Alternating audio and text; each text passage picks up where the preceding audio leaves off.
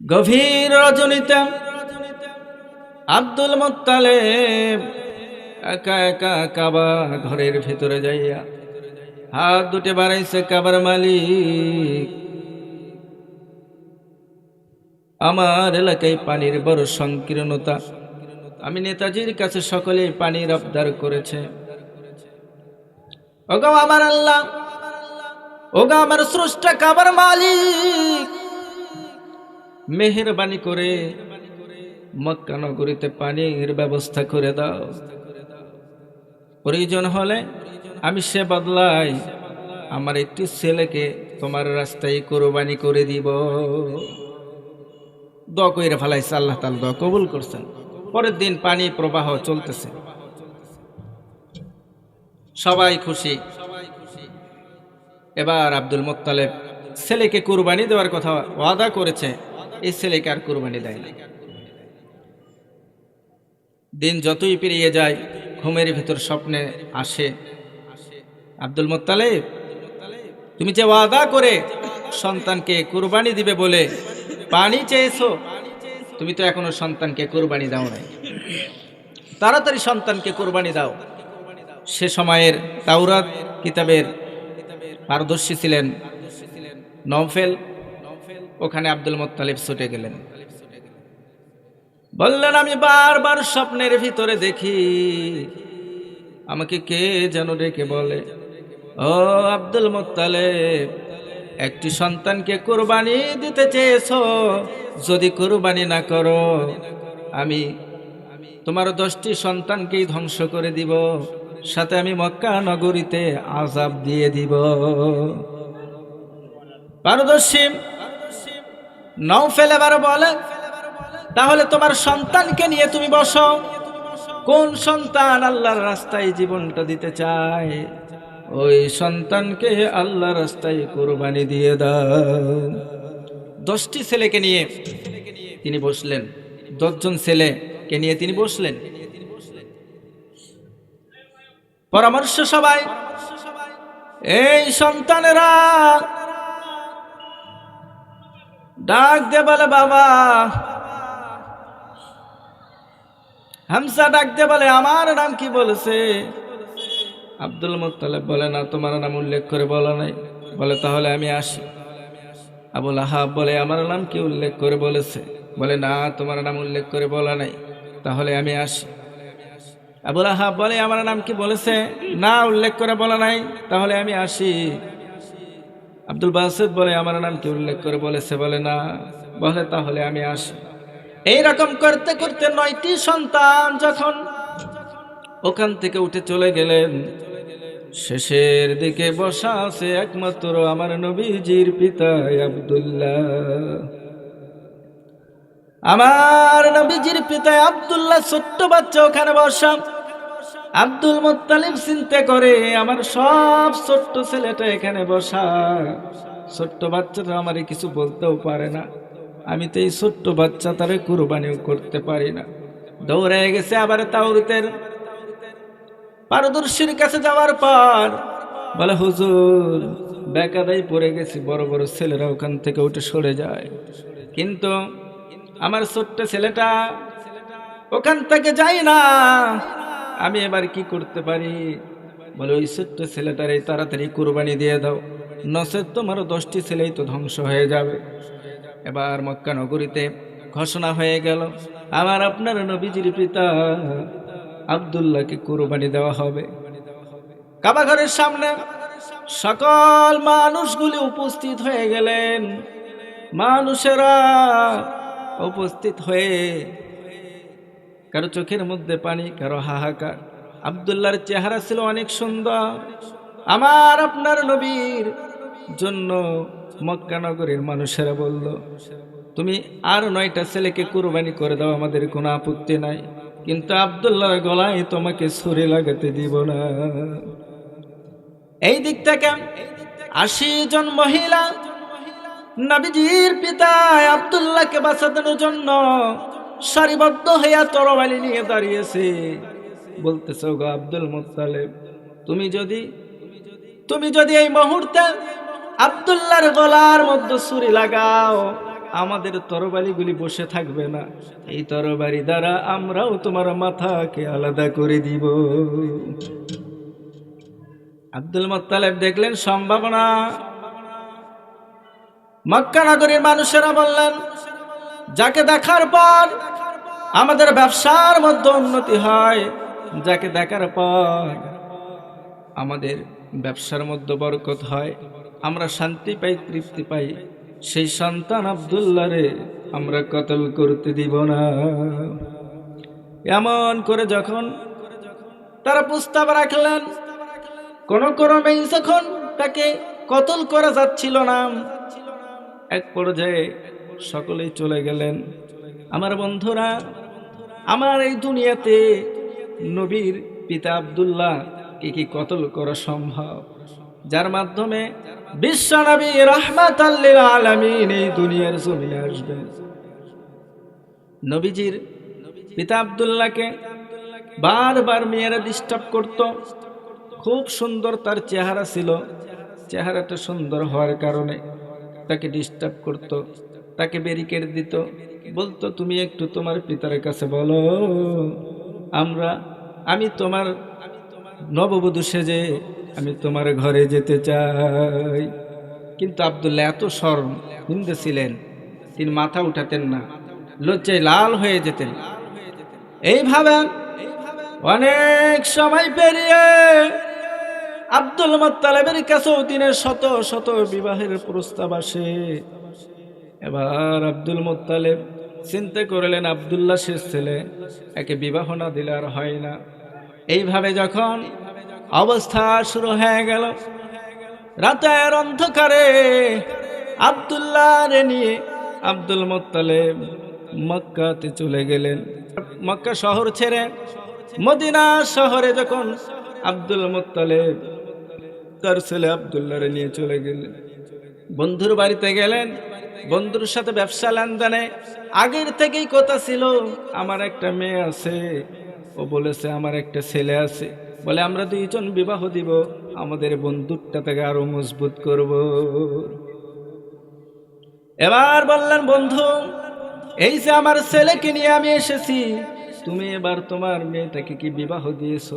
বলে না না, তুমি তো বলে গিয়েছো তোমার ছেলে দিয়ে আমার মেয়ের বিবাহ হবে। এই যে আমার ছেলে, ও বলে এই যে আমার মেয়ে। বলে তাহলে বিবাহর কাজ সম্পূর্ণ করা হোক। যে বিবাহটা হইল বন্ধুর মেয়েকে দিয়ে, এই বিবাহের কন্যা ছিলেন মা আমিনা। কে ছিল? মা আমিনা, নবীজির মা। এবার যখন বিশ্ব নবী রাহমাতাল লিল আলামিনের মা আমিনার সাথে যখন আব্দুল্লাহর বিবাহ হয়ে গেল, আব্দুল্লাহ এবার স্ত্রীকে নিয়ে মদিনায় যখন গমন করলেন, চতুর্দিকে খবরটা ছড়িয়ে পড়ল, আব্দুল্লাহ বিবাহ করেছে রে। যুবতী মেয়েদের কান্নার রোল পড়ে গেল, আব্দুল্লাহ বিবাহ করেছে।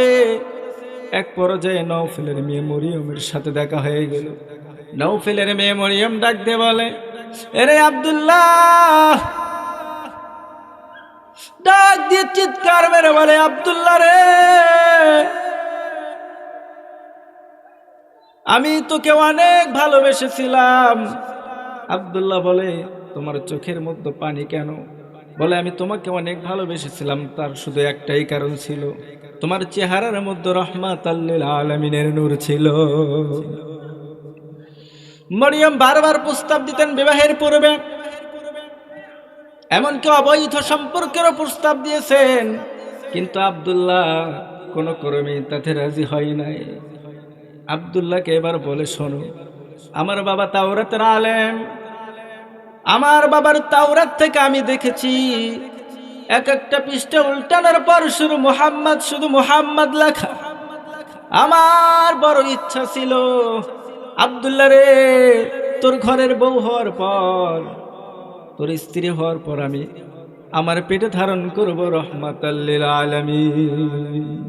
আমার স্বাদ পূরণ হলো না, ওয়াদা দিলাম রে আব্দুল্লাহ, জিন্দাগিতে কোনোদিন আর আমি বিবাহ বসবো না। দিন পার হয়ে যায়, এই ভাব চলতে চলতে এক সময় বিশ্বনবী রাহমাতাল লিল আলামিন মায়ের পেটের ভিতরে যখন বড় হইতেছিলেন, 1 মাস 2 মাস 3 মাস 4 মাস, এইভাবে যখন 6 নম্বর মাসে আসে, ব্যবসার উদ্দেশ্যে পিতা আব্দুল্লাহ চলে যায় বাহিরে। প্রচন্ড ঝড় গায়ে আসার কারণে জ্বরে আব্দুল্লাহ ইন্তেকাল করেন, আর বাড়িতে ফিরতে পারে না। লম্বা ঘটনা ভাই, সময় খুব সংকীর্ণ, আলোচনা সীমানায় পৌঁছানোর চেষ্টা করব ইনশাআল্লাহ। আমার বন্ধুরা, এইভাবে যখন রাহমাতাল লিল আলামিন 6 মাস বয়সে এতিম হয়ে গেলেন, নবীজি দুনিয়া আসার পূর্বে আমার নবীজির পিতা আব্দুল্লাহ দুনিয়া থেকে বিদায় হয়ে চলে গেলেন। বিশ্বনবী রাহমাতাল লিল আলামিন দুনিয়ায় আসার পর আর কোনোদিন বাবার মুখ দেখে নাই। এমনকি শিশু অবস্থায় 6 বছর বয়স যখন মা আমিনাও দুনিয়া থেকে বিদায় হয়ে গেছে, লম্বা ইতিহাস। বাবার কবর দেখতে গিয়ে রাহমাতাল লিল আলামিন তার মাকে পর্যন্ত হারিয়ে ফেলেছে।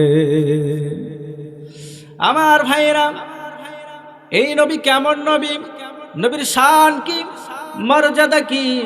অনেক মানুষ আছে নবীকে এমন কিছু কথা বলে, আল্লাহর ঊর্ধ্বে নিয়ে যায়, বলেন নাউজুবিল্লাহ। আল্লাহর পরেই স্থান হলো আমার বিশ্বনবী রাহমাতাল লিল আলামিনের। আবার অনেকে বলে নবীজি আমাদের মতো মানুষ, সম্ভব? বিশ্বনবী রাহমাতাল লিল আলামিন যখন পেটে ছিলেন, মা আমিনার শ্বশুর আব্দুল, আর আমি তার প্রমাণ তুমি আমার সামনে আসার সাথে সাথেও পেয়ে গিয়েছি। মা আমিনা ডাক দিয়ে বলেন, শ্বশুর আব্বা, আমি কোনো দুনিয়ার খুশবু ব্যবহার করি না। যেদিন থেকে আমার গর্ভে সন্তান এসেছে, ওই দিন থেকে আমার ঘাম থেকে সুঘ্রাণ আসে, আমার শরীর থেকে সুঘ্রাণ আসে। এমনকি আমি যখন থুতু ফেলি, ওই থুতু থেকেও সুঘ্রাণ বাইর হয়। মিস্কের আম্বরের চাইতেও বেশি ঘ্রাণ তখন ছড়িয়ে যায়। ওগো শ্বশুর আব্বা, আরো শুনে রাখুন, আমি যখন ঘর থেকে প্রচুর পরিমাণে রৌদ্রের ভিতরে যখন বাহির হয়, আমার সন্তান পেটে থাকার কারণে একখণ্ড মেঘ এসে আমার মাথার উপরে ছায়া দিতে থাকে। শুধু তাই নয়, আমার নবীর শান দেখো, আমার নবীর মর্যাদাটা দেখো। রাহমাতাল লিল আলামিন যখন মার পেটে, মা আমিনা যখন কূপের ধারে যাইতেন, মা আমিনা কূপের ধারে যখন যাইতেন, কূপের ভিতরে বালতি বা কলসি যখন নামায় দিবেন, নামানোর পূর্বে এই কূপের পানিগুলি আল্লাহ রাব্বুল আলামিন জিবরাইলকে দিয়ে উপরের দিকে উঠাইয়া দিতেন, যাতে করে আমার বন্ধুর মায়ের কোনো কষ্ট না হয়, নিচের দিকে হালে যেন মা আমিনার কোনো কষ্ট না হয়। এগুলো আমার নবীর শান, এগুলো আমার নবীর মর্যাদা। রাহমাতাল লিল আলামিন দুনিয়ার জমিনে আসলেন, তিনি জন্মগ্রহণ করেছেন। উম্মে আইমান সহ বেশ কয়েকজন দাসী, অনেক বর্ণনায় অনেক জান্নাতি মহিলারাও এসেছিলেন। তার ঘরের ভিতরে যখন রাহমাতাল লিল আলামিন জন্ম নিয়েছেন, মা আমিনা বলেন, ওই দিন আমার কুপিতে তেলও ছিল না, কুপি বানাম পর্যন্ত কুপিতে তেলও ছিল না। কিন্তু যখন রাহমাতাল লিল আলামিন এই দুনিয়ার জমিনে আগমন করলেন, সাথে সাথে আমার ঘরের ভিতরে যেন চাঁদের চাইতে চন্দ্রের চাইতেও বেশি আলোয় উজ্জ্বল হয়ে গেল। এটা আমার নবীজি মর্যাদা। এরে মুসলমান ভাই, চিন্তা করে দেখো, তোমার আমার নবীজির কত বড় শান, কত বড় মর্যাদা। বিশ্ব নবী রাহমাতাল লিল আলামিন যখন দুনিয়ার জমিনে আসলেন, ঘরটা আলোকিত ছিল। মা আমিনা বলেন, ছাত্রী যারা ছিলেন তারা বলেন, বিশ্ব নবী রাহমাতাল লিল আলামিন দুনিয়ার জমিনে আগমন করেছেন, নারী কাটা অবস্থায়। আমরা কি কেউ নারী কাটা অবস্থায় এসেছি? তার জন্ম কি পালন করা যাবে? তাহলে সম্ভব নয়। বিশ্বনবী রাহমাতাল লিল আলামিন এই দুনিয়ার জমিনে এসেছেন খতনা করা অবস্থায়, খতনা করা অবস্থায়, নারী কাটা অবস্থায় দুনিয়ার জমিনে এসেছেন। কিতাব সাক্ষী দেয় রাহমাতাল লিল আলামিন এই দুনিয়ার জমিনে যে সময় এসেছেন মনে হয় হাউজে কাউসার দিয়ে আমার নবীরে গোসল করে আল্লাহ দুনিয়ার জমিনে পাঠিয়ে দিয়েছে। রাহমাতাল লিল আলামিনের গায়ে কোনো ময়লা ছিল না। আমার আপনার জন্মের পর দুনিয়াতে আসার পরে আমার আপনার গায়ের ময়লাগুলো পরিষ্কার করা লাগছে। আমার আপনার নারীকে কাটতে হয়েছে, বড় হলো মুসলমানি করানো লাগছে, বলেন লাগছে কিনা? খতনা করা প্রয়োজন হয়েছে, কিন্তু রাহমাতাল লিল আলামিন এগুলো করা লাগে নাই। বিশ্বনবী রাহমাতাল লিল আলামিনের জিন্দেগি, আরে মুসলমান ভাই একটু খেয়াল করে শোনেন। বিশ্বনবী দুনিয়ার জমিনে আসলেন, আসার পরে মা আমিনার একটু মন খারাপ। যদি আব্দুল্লাহ বেঁচে থাকতো, নবীজির পিতা যদি বেঁচে থাকতো, আমার মুহাম্মাদের কত আদর করত, খেলনা এনে দিত, কত ভালোবাসতো। বাবা নেই দুনিয়ায়, মুহাম্মদকে নিয়ে মা আমিনা একটু মন খারাপ, চিন্তা কান্না করতেছে। আল্লাহ রাব্বুল আলামিন বলেন, এরে জিবরাইল আওয়াজ দিয়ে দাও, আব্দুল্লাহ দুনিয়ায় নেই, এই সন্তানটারে লালন পালন করা, খেলনা দেওয়ার দায়িত্ব, সব দায়িত্ব আমি আল্লাহ রাব্বুল আলামিন গ্রহণ করে নিয়েছি। আবুল আহাব বলেন, চাঁদের রাত্রেবেলায় আমি আমার ভাতিজাকে দেখতে গেলাম, গিয়ে দেখি ভাতিজা চাঁদ দ্বারা খেলাধুলা করতেছে। রাহমাতাল লিল আলামিন যেই দিকে মুখ ঘোরায়, যেই দিকে লোকের আঙ্গুলি দেয়, ইশারা দেয়, ওই দিকে আকাশের চাঁদ ঘুরে ঘুরে যায়। চিন্তা করলেন, আকাশের চাঁদ এত কাছে এসেছে, নাকি আমার ভাতিজার উপরে পড়ে যায়, নাকি আমরা শেষ হয়ে যাই। এইভাবে দেখলেন, কিন্তু পরেক্ষণে লক্ষ্য করে দেখেন রাহমাতাল লিল আলামিন এই চাঁদ দ্বারা খেলাধুলা করতেছে। চাঁদ ইশারা করলে উপরে যায়, ইশারা করলে নিচে আসে। এটা আমার নবীর মর্যাদা, আমার নবীর যত সম্মান, যত মর্যাদা। একজন পীর সাহেব কেন, নাকি পীর সাহেব করে মনে করেন? কোন নবীরও ছিল না, কোন নবীরও ছিল না। আমরা দুনিয়ায় এসেছি, আমরা শেষ নবীর উম্মত, শ্রেষ্ঠ নবীর উম্মত, শ্রেষ্ঠ উম্মত। আল্লাহু আকবার বলেন। আমার জানটা তো কুকুরের জানে দিয়ে কুকুর তৈরি করতে পারতো আল্লাহ, কিন্তু করে নাই। আমার জান মানুষ রূপে রূপান্তরিত করেছেন। শুকরিয়া করা দরকার আছে না নাই? কতটুকু শুকরিয়া করি? আসেন আলোচনায় আসেন। রাহমাতাল লিল আলামিন দুনিয়ার জমিনে আসলেন। বিশ্বনবী দুনিয়ার জমিনে আসার পর মা আমিনা বলেন, নবীজি সিজদারত অবস্থায় দুনিয়াতে আসলেন। দুনিয়াতে আসার সাথে সাথেই বিশ্বনবী সিজদায় পড়ে গেলেন।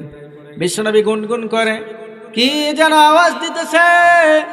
মা আমিনা বলেন, আমি মুখের কাছে কানটা লাগায় শুনি। বিশ্বনবী বলে, ইয়া হাবলি উম্মতি, ইয়া হাবলি উম্মতি। কে আছে গো দুনিয়ার জমিনে আসার পরে উম্মতের জন্য কেঁদেছে? একমাত্র আমার আপনার নবী রাহমাতাল লিল আলামিন। শুধু কি তাই, দুনিয়ার জমিনে যেইভাবে রাহমাতাল লিল আলামিন কেঁদেছেন, এইভাবে কবরেও শুয়ে শুয়ে কাঁদেন। হাসরের কঠিন ময়দানে বিশ্বনবী সিজদায় পড়ে কাঁদবেন।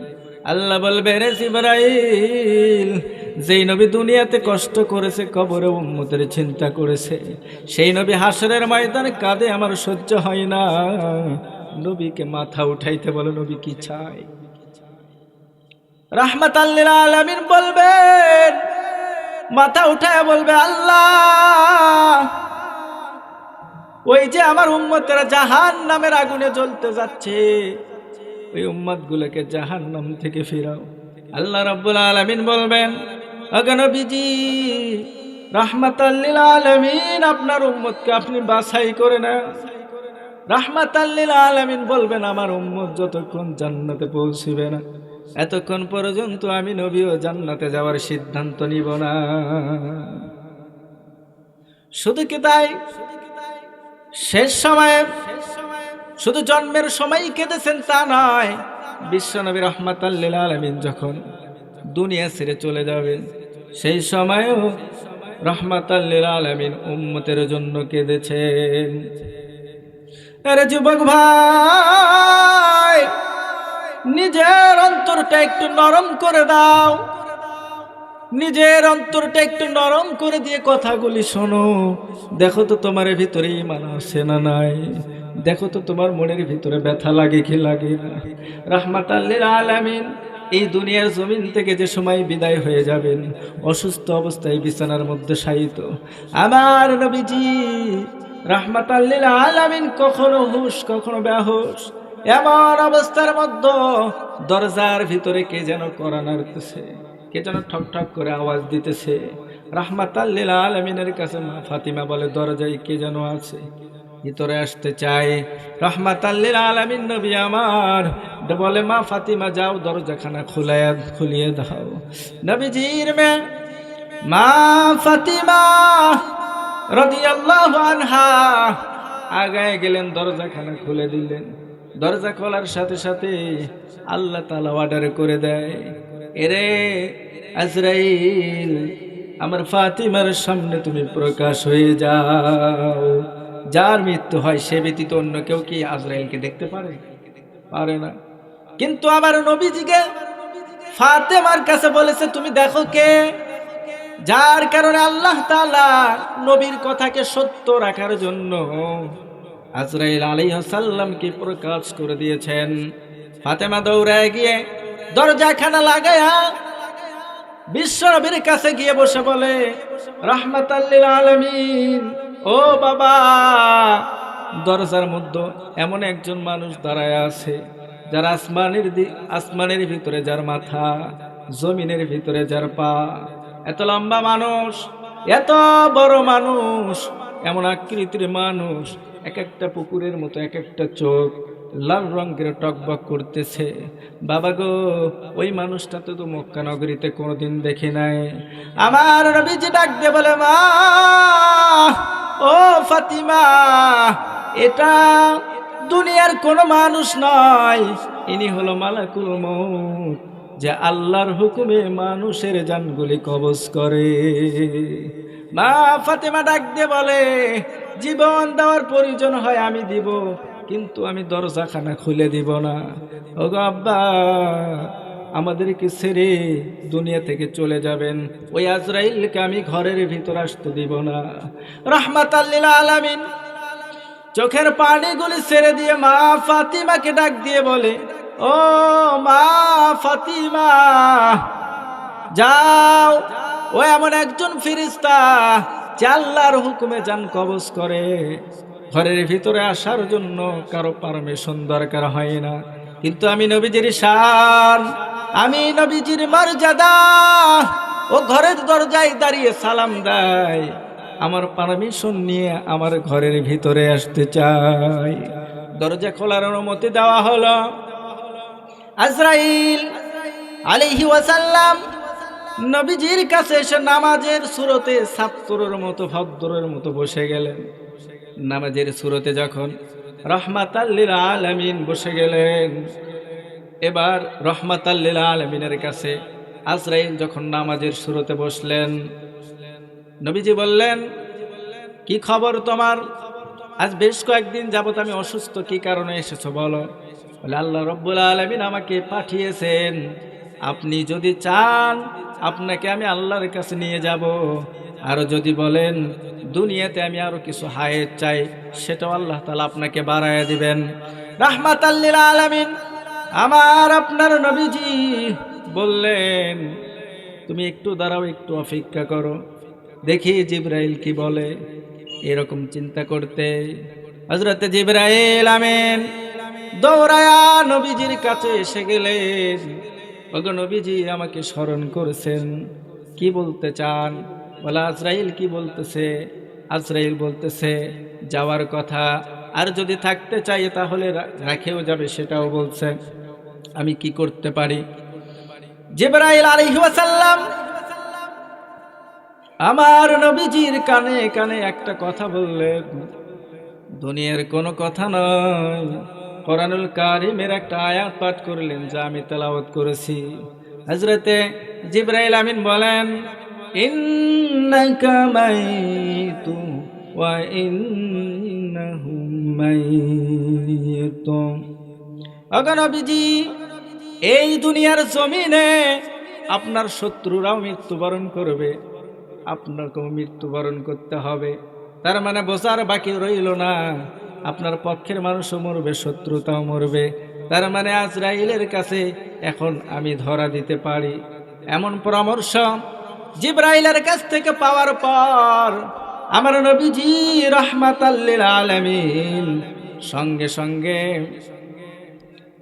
আজরাইলের কাছে যখন অনুমতি দিয়ে দিলেন, আজরাইল আলাইহিস সালাম অনুমতি দেওয়ার আগে জিবরাইলের কাছে বিশ্বনবী একটা প্রস্তাব রাখলেন। এবার যখন এই আয়াতখানা পাঠ করেছেন, সাথে সাথে নবীজির চোখ দিয়ে ঝরঝর করে পানি পড়তেছে। আমার নবীজি, এর যুবক ভাই, রাহমাতাল লিল আলামিন নবীজির চোখ দিয়ে যখন পানি পড়তেছে, জিবরাইল বলে, কেন আপনি কান্না করেন?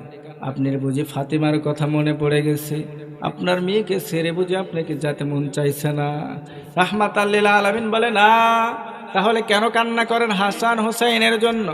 হাসান হোসাইনের জন্য তো সুখবর আল্লাহ তাআলা আগেই দিয়েছেন, তারা জান্নাতের ভিতরে যুবকদের সরদার হবে।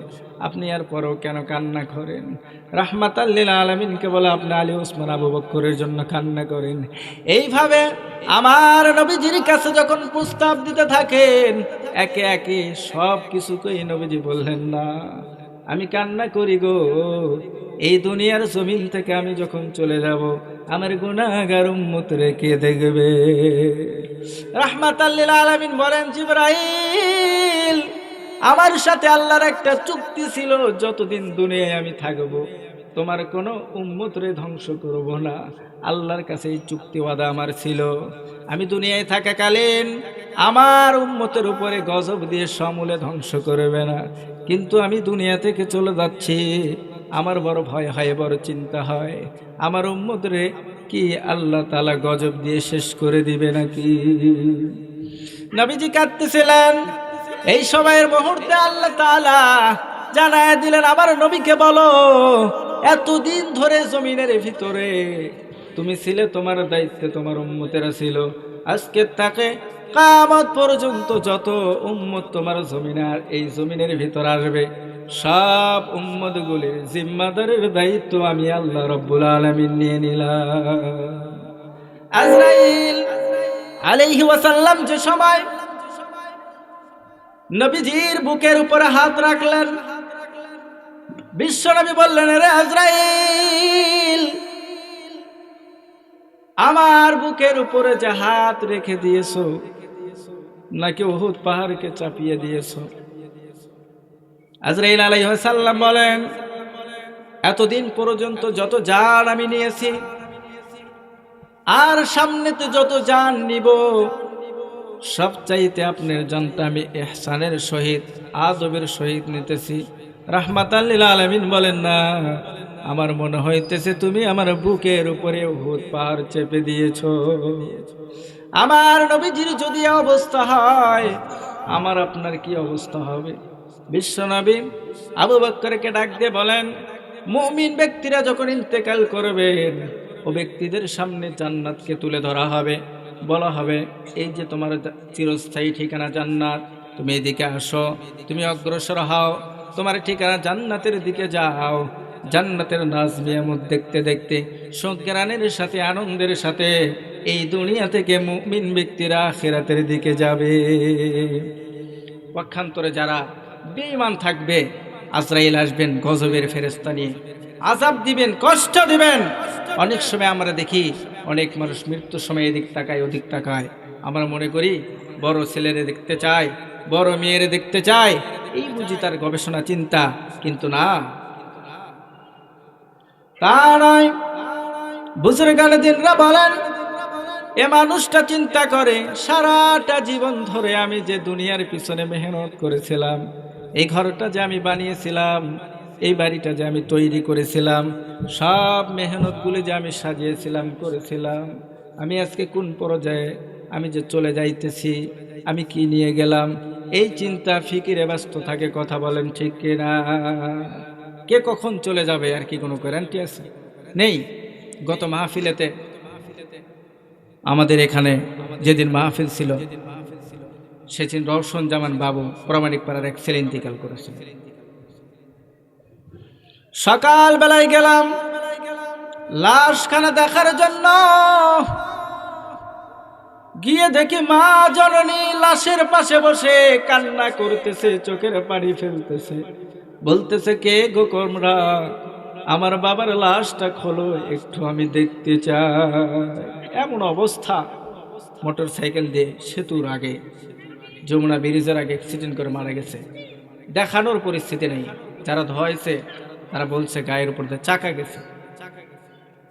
তাহলে এই যদি অবস্থা হয়, পিছে যেয়ে থাকে, তার বয়সটা কতই ছিল? দুনিয়া ছেড়ে চলে গেছেন। আজকের দিনেও আমাদের এলাকায় এ পার্শ্বে আব্দুল আজিজ মোল্লা, তারপর মোস্তাফিজুর রহমান ভাই ইন্তেকাল করছেন। আমরা এই মাহফিল থেকে তার জন্য অবশ্যই দোয়া করব, এবং আমরা একটু শিক্ষা নেই আখিরাতের জিন্দেগিতে। তামাম দুনিয়ার যত নবী এসেছিলেন সবাই আখিরাতে গিয়েছেন, না কেউ যায় নাই? এমন কোন নবী নেই, এমন কোন রাসূল নেই যে এখন পর্যন্ত এই দুনিয়ার জমিনে আছে। আছে কোন নবী রাসূল যারা আল্লাহ তাআলার সৃষ্টির মধ্যে সর্বোত্তম মানুষ ছিল, সেই মানুষগুলো মৃত্যুবরণ করে আমার আল্লাহর কাছে গিয়ে চলে ধরা দিয়েছে। কথা বলেন ঠিক কিনা? আমি আপনাকেও আল্লাহ রাব্বুল আলামিনের কাছে চলে যেতে হবে, কিন্তু আমি আপনি কি তৈরি করেছি?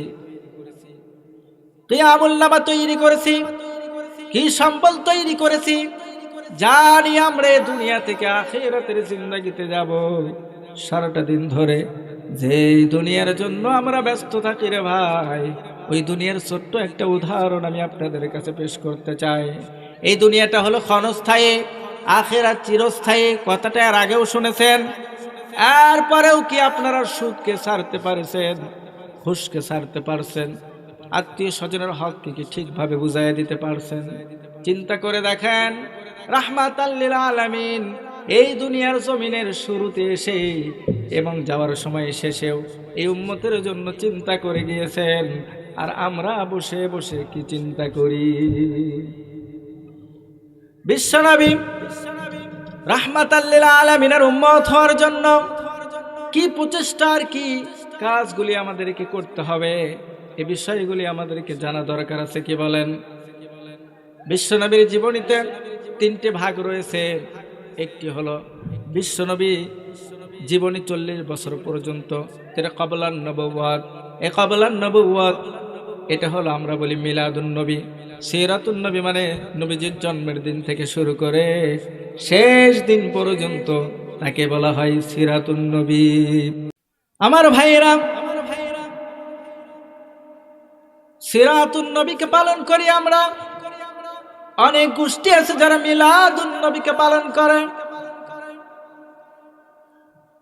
মিলাদুন নবীর ভিতরে নামাজ নেই, রোজা নেই, হজ নেই, যাকাত নেই, পর্দা নেই, সুদ খাওয়া ঘুষ খাওয়া নিষেধ নেই। এটা হলো মিলাদুন নবী। সিরাতুন নবী কাকে বলে একটু শোনেন। সিরাতুন নবী হলো বিশ্বনবীর জীবনী, যার ভিতরে আছে কোরআনুল কারীম নাজিল। কোরআনুল কারীম 40 বছরের পর থেকে নাজিল হয়েছে।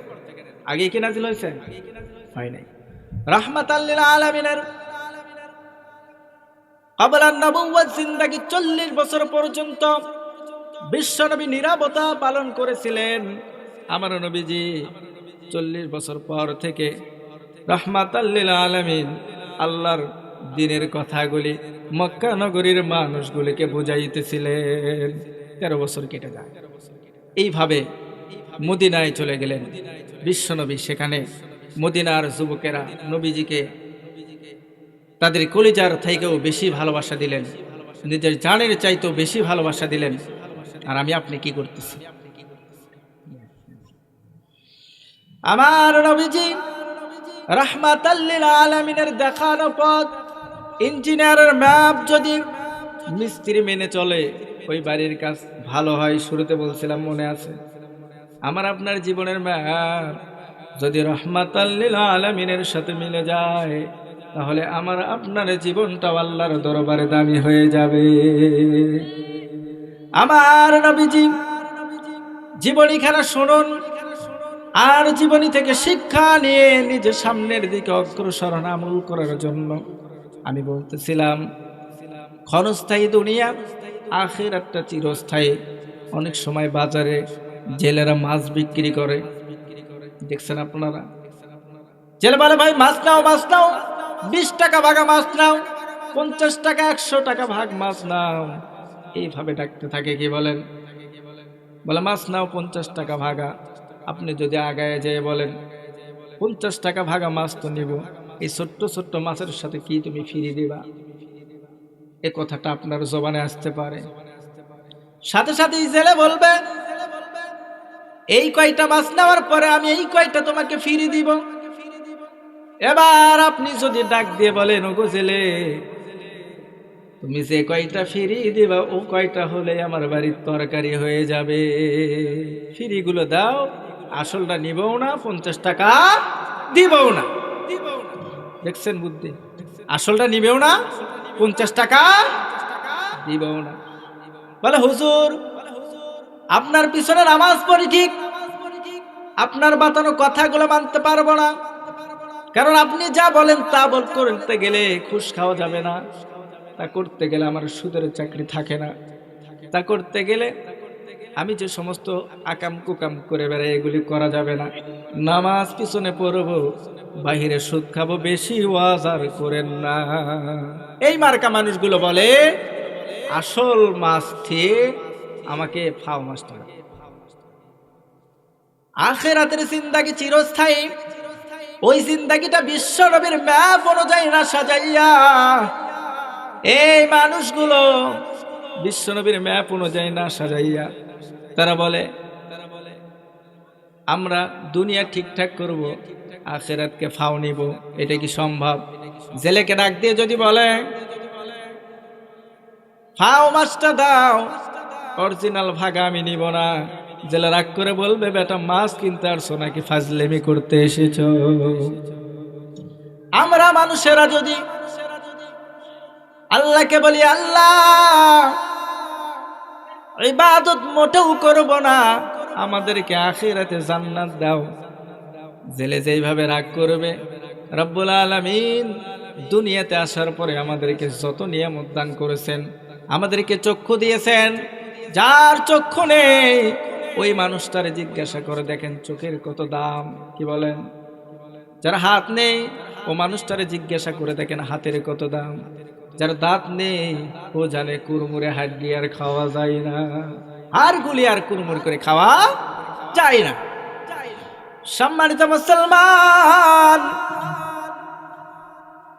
আখিরাতকে যদি আমি আপনি চাই, বিশ্বনবী বলেন দুনিয়াও আল্লাহ তোমাকে দান করে দিবেন। আর আখিরাতকে যদি আমরা না চাই, এই দুনিয়াকে যদি আঁকড়ায় ধরি, তাহলে আখিরাত আমাদের সামনে থাকে, আমাদের সামনে থেকে হারিয়ে যাবে। আমার ভাইয়েরা, এতক্ষণ বিশ্বনবীর জীবনী নিয়ে কথা বলতেছিলাম, একটু আয়াতে কারিমা পাঠ করেছিলাম, সেখান থেকে আলোচনা করতেছিলাম। বিশ্বনবীর হাদিস থেকে একখানা হাদিস আমি আপনাদের কাছে পাঠ করেছি, যে হাদিসটা বিশ্বনবী রাহমাতাল লিল আলামিন বলেন, জান্নাতের গেটের ভিতরে 2 সাইড দিয়ে 3টি স্বর্ণ অক্ষরে সুন্দর লেখা। 1 নম্বর লাইনে লেখা আছে লা ইলাহা ইল্লাল্লাহ, একটু জিকির করি, লা ইলাহা ইল্লাল্লাহ, লা ইলাহা ইল্লাল্লাহ, লা ইলাহা ইল্লাল্লাহ মুহাম্মাদুর রাসূলুল্লাহ সাল্লাল্লাহু আলাইহি ওয়াসাল্লাম। এক নম্বর লাইনে কি লেখা আছে? কালেমাই তয়্যিবা, যা পরে আমরা মুসলমান হয়েছি, কথা বলেন ঠিক কিনা? এটা তো কালেমা কিচ্ছু লাগবে না, আমিও মুসলমান জান্নাতি, এই রকম সাবজেক্ট না। কারণ অনেক নবীর ছেলে পর্যন্ত বেঈমান ছিল। আল্লাহ প্রমাণ করে দিয়েছে, নিজে আমল করবা, নিজের যোগ্যতা অর্জন করবা, আমার গোলাম সেজে যাবা। অন্যের উপর ভরসা করে কোনো কাজ হবে না। আল্লাহ রাব্বুল আলামিন এর হাবিব বলেন, জান্নাতের প্রথম লাইনে যে লেখাটা ছিল সেটা হলো কালিমা। আদম আলাইহিস সালাম বলেন, যেই সময় আরশের নিচে আমাকে সৃষ্টি করা হয়েছিল, চক্ষুখানা খুলেই দেখি লেখা আছে লা ইলাহা ইল্লাল্লাহ মুহাম্মাদুর রাসূলুল্লাহ। যেই জান্নাতের ভিতরে আমাকে জায়গা দেওয়া হয়েছিল, সেই জান্নাতের গেটেও লেখা আছে লা ইলাহা ইল্লাল্লাহ, সাথে দেখি মুহাম্মাদুর রাসূলুল্লাহ। এমনকি জান্নাতের গাছ গাছালির ভিতরে যে পাতাগুলি রয়েছে, পাতার ভিতরে ওই কালিমাখানা লেখা ছিল। আমার ভাইরা, আল্লাহ রাব্বুল আলামিন কোরআনুল কারীমে সূরা বাকারার ভিতরে জানিয়েছেন, ওয়া ইযা কিলা লাহুম আমিনু কামা আমানান নাস, তোমরা যারা নিজেকে ঈমানদার বলে দাবি করবা, দাবি করার সাথে সাথে এই চিন্তাটা মাথায় রেখো, কামা আমানান নাস, আবার তোমাদেরকে ঈমান আনতে হবে কামা আমানান নাস, ওই সমস্ত মানুষের মতো যারা বিশ্ব নবীর আদর্শকে মেনে নিয়ে ঈমান এনেছিল। শুধু ঈমানদার বললেই হবে না, আমার প্রত্যেকটা কাজের ভিতরে, প্রত্যেকটা আমলের ভিতরে বিশ্বনবীর সিল থাকতে হবে, বিশ্বনবীর দেখানো অনুযায়ী আমলগুলি হতে হবে, তাহলে আল্লাহ তাআলার কাছে গ্রহণযোগ্য হবে। জাহিলিয়াতের যুগে মানুষগুলি নবীর কথা মেনে স্বর্ণের রূপে রূপান্তরিত হয়ে গেছে, আর যারা রাহমাতাল লিল আলামিনের কথাগুলিকে মানে নাই, ও মানুষগুলো নিজের কপালে নিজেই জাহান্নাম লিখে নিয়েছে, ঠিক কিনা? রাহমাতাল লিল আলামিন এক নম্বর লাইনের কথা বলেছেন, যা আমি বললাম। দ্বিতীয় নাম্বার লাইনের ভিতরে কি লেখা আছে? রাহমাতাল লিল আলামিন বলছেন, মা কদ্দাম না ওয়াজাদনা ওয়া মা আকালনা ওয়া বিহনা ওয়া মা খালাফনা খাসারুনা। ওখানে লেখা আছে, এটা দুনিয়ার কোনো ওয়াজ নয়, এর যুবক ভাই, এটা আখিরাতের জিন্দেগিতে জান্নাতের ভিতরে যাওয়ার পরে লেখাটা দেখতে পাবেন। ওখানে লেখা আছে, যাহা প্রেরণ করিয়াছি তাহা পাইয়াছি।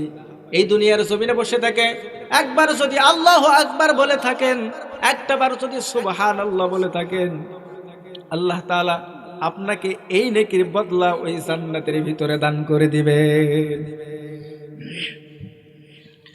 যা দুনিয়ার জমিন থেকে আখিরাতের জন্য আমরা পাঠাইব, সব কিছুকে আল্লাহ তাআলা সেই দিন আমাদের কাছে দান করে দিবেন।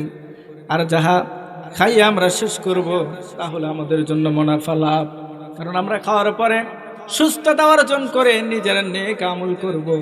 আর এই নেক আমলের কারণে আখিরাতের জিন্দেগিতে আমরা নিজেরা নিজেদের জন্য সৎ কাজ করে আখিরাতের জিন্দেগিতে আমরা লাভবান হব। সম্মানিত ভাইরা, নবীজি যখন সাহাবীদের কাছে এই বর্ণনাগুলি দিতেছিলেন, নবীজি বললেন যে ওখানে লেখা আছে তোমরা দেখবা, আর যাহা ছাড়িয়ে আসিয়াছি উহা ক্ষতির মধ্যে রইয়াছে। এই দুনিয়াতে যা ছেড়িয়ে যাব আমরা, যা রেখে যাব, সন্তানেরা যদি অপব্যবহার করে, এটা আমার আপনার জন্য ক্ষতির কারণ হয়ে দাঁড়াবে। হায়াত থাকতে দুনিয়ার থেকে আখিরাতের কিছু কাজ করে যান। আজকে আমাদের মাহফিলের মসজিদের অনেক কাজ অসম্পূর্ণ, টাইজ করা দরকার বিশেষ করে, আর অনেক কাজ আছে।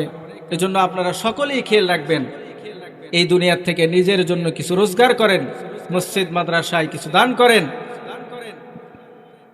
ইবাদতে লেগে যান। বিশ্বনবীর দেখানো ম্যাপ অনুযায়ী নিজের পরিবার, সমাজ, নিজেকে চালানোর চেষ্টা করেন। শেষের দিকে আমরা সকলেই গুনাহগার, 3 নম্বর লাইনের মধ্যে বিশ্বনবী বলেন জান্নাতের ভিতরে 3 নম্বর লাইনে স্বর্ণ অক্ষরে লেখা আছে উম্মাতুম মুযনিবাতুন ওয়া রাব্বুন গফুর। আল্লাহু আকবার বলেন। জান্নাতের ভিতরে 3 নম্বর লাইনের মধ্যে লেখা আছে, ওখানে লেখা আমার উম্মত গুনাহগার, আল্লাহ তাআলা হলেন গফফার। ভুল করেছি, অপরাধ করেছি, অনেক সময় দুনিয়ার ভিতরে নষ্ট করে দিয়েছি। ফিরে আসেন, আসল জিন্দেগির কাজ করেন, আসল জিন্দেগির কাজ করেন। নিজেরা নবীর চরিত্রকে নিজের সাথে মিলিয়ে নেন। বিশ্ব নবী রহমাতাল লিল আলামিনের দেখা কোনো পথকে অনুসরণ করে চলেন। এখন নবীজি নেই, আল্লাহ রাব্বুল আলামিন বলছেন ওয়া আতিউল্লাহ ওয়া আতিউর রাসূল ওয়া উলিল আমরি মিনকুম। তোমরা আমার নবীর ইত্তেবা করো, আমার ইত্তেবা করো নবীর মাধ্যমে। নবীজি নাই ওয়া উলিল আমরি মিনকুম, যারা সৎ কথা বলে, সৎ কাজের আদেশ করে, কোরআন হাদিসের যারা অভিজ্ঞ আলেম, এদের কথাকে মেনে নিয়ে বুঝে আমাদেরকে আমল করতে হবে। কথা বলেন ঠিক কিনা? আমার ভাইয়েরা, আজকের মাহফিল থেকে নিজেদেরকে তৈরি করে নেই আখিরাতের জিন্দেগির জন্য। কারণ এমন একদিন আসবে যেই দিন আমাদেরকেও সাদা কাফন পরে চলে যেতে হবে। যেতে হবে কি হবে না? ক্ষণে ক্ষণে কবর ডাকে, আরে আমার বাড়ি মাটির উপর থাকবি রে তুই দিন কয়েক চারি। হঠাৎ আজরাইল পাঠায়া তোরে নিতে পারে তুলিহিয়া। কিসের আশায় রহিলা মানুষ আল্লাহকে ভুলিয়া? কিসের আশায় রহিলা মানুষ আল্লাহকে ভুলিয়া? ধন সম্পদ পাইয়া হাতে করলি জমিদারি, ক্ষমতার অহংকারে করলি বাহাদুরি। ঠিক না? ধন সম্পদ পাইয়া হাতে করলি জমিদারি, ক্ষমতার অহংকারে করলি বাহাদুরি। ও তো রেশমি পোশাক সোনার আংটি, ও তো রেশমি পোশাক সোনার আংটি, নিবে স্বজনরা খুলিয়া। কিসের আশায় রহিলা মানুষ আল্লাহকে ভুলিয়া? কিসের আশায় রহিলা মানুষ আল্লাহকে ভুলিয়া? ক্ষণে ক্ষণে কবর ডাকে, আইরে আমার বাড়ি মাটির উপর থাকবি রে তুই দিন কয়েক চারি। ও তুই দিন দুয়েক চারি। আসতে তোর হবে একদিন, আসতে তোর হবে একদিন সাদা কাফন পরিয়া। কিসের আশায় রহিলা মানুষ আল্লাহকে ভুলিয়া?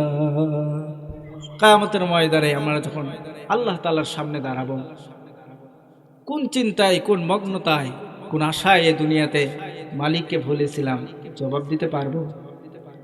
সম্ভব? তাই দৃষ্টি আকর্ষণ করছি, বিশেষ করে আল্লাহ তাআলার কোন কৃতজ্ঞ নিয়ে শুকরিয়ার সাথে নবীজির জীবনীকে জেনে আসুন আমরা আল্লাহ তাআলার পথে চলে আল্লাহ তাআলাকে রাজি খুশি করি। কারণ আখিরাতের জিন্দেগিতে কে কখন যাব কারোই জানা নেই। একদিন না একদিন আমার আপনার আখিরাতে যেতেই হবে। আল্লাহ তাআলা আমাদেরকে তৌফিক দান করুক, তার খাস গোলাম হিসেবে আমাদেরকে কবুল করুক। সকলেই বলি আল্লাহুম্মা আমিন।